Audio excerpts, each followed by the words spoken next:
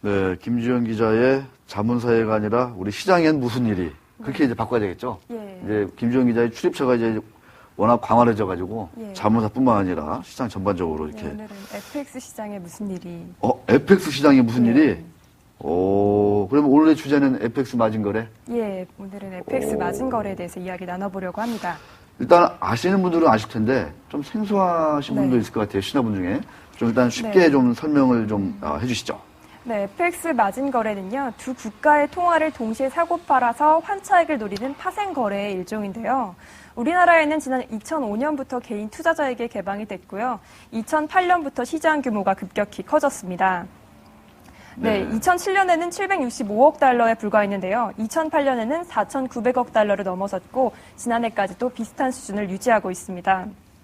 네, 2008년부터 급증한 이유는요. 자본시장법이 시행이 되면서 기존의 선물사가 주로 취급했던 FX 시장에 증권사도 들어왔기 때문인데요. 네, 현재까지 FX 마진 거래 영업을 하는 곳은 24곳에 달합니다.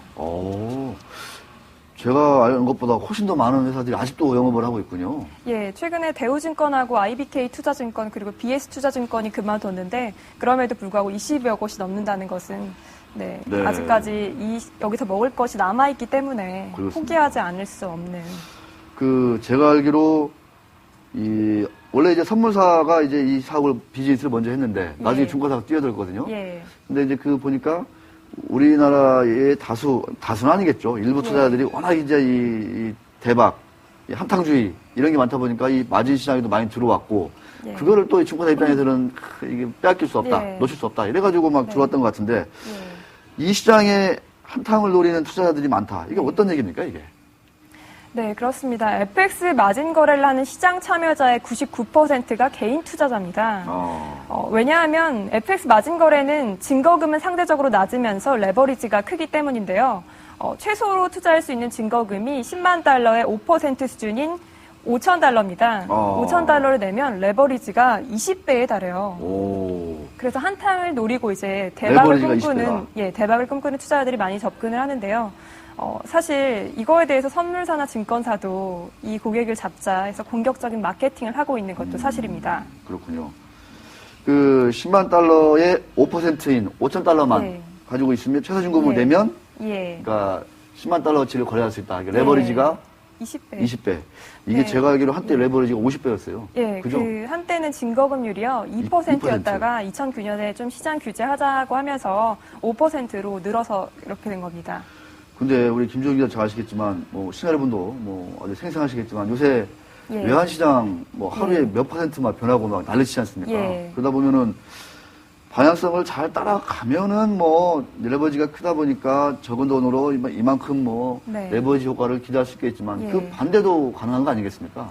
그렇죠. 말씀하신 대로 외환시장이 좀 급등락하면서 8월 달에 FX 마진 시장이 또 급격히 늘었어요. 맞아요. 네, 유럽 재정위기다 보다 환율이 변동하면서 또 개미 투자들이 많이 모여들었는데요. 그만큼 손실폭이 크다는 점 알아주셔야겠죠. 네, 금융당국이 조사한 결과를 보면요, 개인 투자자의 약 90%가 손실을 보고 있고요. 90%? 거래 시작한 지 3일 만에 손실이 나서 반대 매매를 당하는 투자자도 40%가 넘는다고 합니다. 네, 또 금융투자업계에 따르면 또 3분기만 보더라도 시장 참여자 가운데 약 80%가 손실을 보고 있다고 합니다. 엄청나군요. 이 때문에 개미 무덤이라고도 불리고 있죠. 그러니까 개인 투자들이 대부분인데 90% 정도는 손실을 보고 있다. 이익을 보는 사람이 별로 없다는 얘기죠. 그렇죠. 다 손해를 보고 있다는 얘기인데 3일 이내에 손실을 봐서 마진콜 당해서 반대 매매를 당하는 경우가 40%다. 절반 정도가 3일 정도만 머물러 있다가 퇴출되는군요. 네. 그럼 나갔다가 다시 또 들어오고 반복하겠죠. 네. 개미들의 무덤이다라고 불려도 손색이 없을 것 같습니다만. 자, 이러다 보니까 이게 또 국정감사에서 논란이 되고 있고 당국에서도 이제 좀 규제를 하려고 하는 것 같은데 좀 어떻습니까? 그 움직임은? 최근에 국정감사에서 조문한 한나라당 의원이 개인 투자자가 너무 많은 손실을 보는 게 아니냐 이렇게 질타를 했어요. 그래서 이에 대해서 권혁세 금융감독원장이 외환 차익 거래를 서서히 없애가는 쪽이 맞다 이렇게 말한 바 있는데요. 현재까지 분위기를 봐서는 FX 마진 거래가 완전히 없어질 것 같진 않고요. 당국이 좀 투명한 시장을 조성해서 좀 투자자를 보호하는 방식으로 제도가 나올 것 같은데요. 네. 아하. 이번 달 중에 아마 제도 개선안이 최종적으로 확정돼서 발표될 것으로 보입니다. 이번 달 안에? 예. 이야, 참.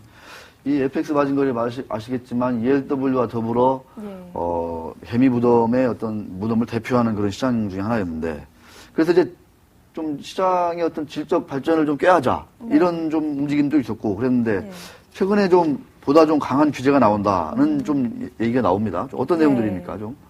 어제 금융당국하고 금융투자협회가 이제 업계 관계자 20여 명을 불러서 협회에서 제도 개선을 위한 2차 공청회를 열었거든요. 그러니까 저도 거기에 한번 갔었는데 이 자리에서 금융당국은 좀 FX 마진거래 시장의 최근 거래 규모나 손실률 이런 것을 다시 집계하면서 시장을 점검하는 시간을 갖고 또 앞서 열렸던 1차 공청회에서 논의했던 내용들을 그대로 시행하겠다는 뜻을 밝혔다고 합니다. 주된 내용은 크게 세 가지인데요. 네. 우선 증권사와 선물사가 외국의 호가 중개 업체에서 받는 중개 수수료, 즉 리베이트를 공시를 해라. 그걸 공개하도록 할 계획인데요.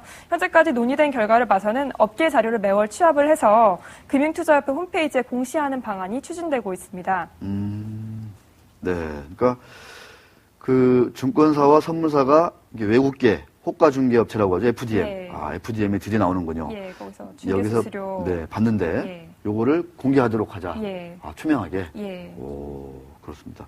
이 호가 중개 업체 이 FX 마진 시장에만 존재하는 하나의 그 중개 회사라고 저는 알고 있는데 좀 이렇게 좀 상세하게 좀 한번 좀 설명 좀 해주시죠.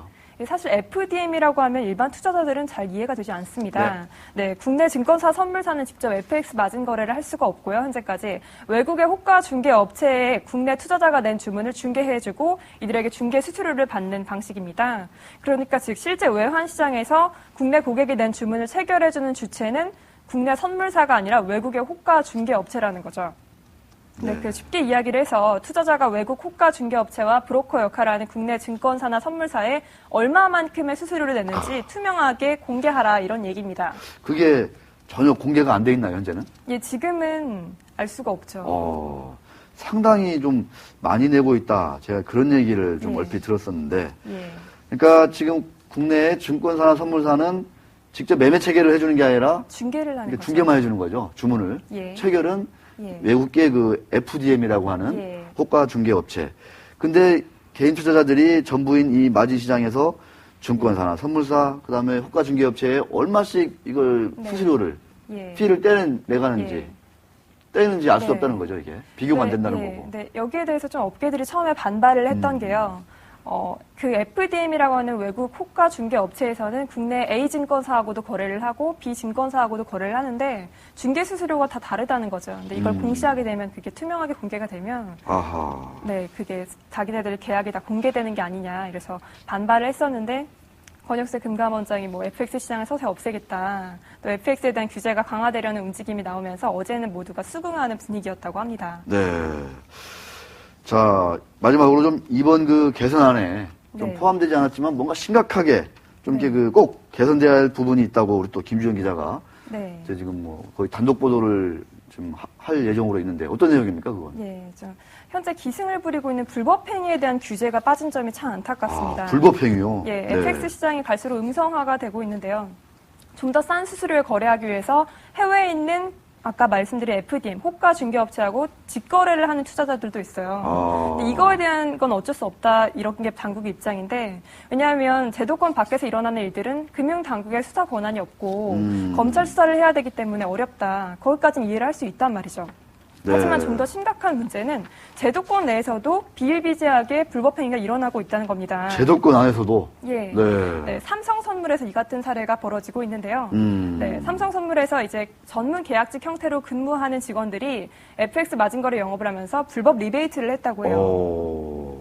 네, 정규직과 달리 계약직은 정규직 같은 경우에는 그렇게 성과급을 많이 받지 않잖아요. 분기마다 한 번씩 받고. 그렇죠. 근데 전문 계약직들은 한 달에 한 번씩 자기 성과급을 45%씩 받는데요. 근데 그 45% 가운데 70%에 해당하는 금액을 고객에게 나중에 한 달 후에 현금으로 돌려주겠다. 이렇게 고객을 모집했다고 합니다. 네, 전향적인 리베이트네요, 이런 건. 예, 리베이트인데 삼성선물의 시장 점유율이 높을 수밖에 없었던 이유가 아닌가 이런 생각도 들었습니다. 알겠습니다. 예. 70%를 나중에 돌려주겠다. 한 달 뒤에 돌려주겠다. 예. 근데 사실 이건 명백한 불법이고요. 네. 자본시장법 제71조에도 위반되는 행위 이거니와 네. 금융당국에서도 엄연한 불건전 영업행위다라고 이제 알겠습니다. 이 내용은 좀 다시 한 번 더 상세하게 잘 기사를 좀 통해서 취재해 주시고 네. 보내주시기 바라겠습니다. 자, 오늘 수고하셨습니다. 네, 고맙습니다. 네.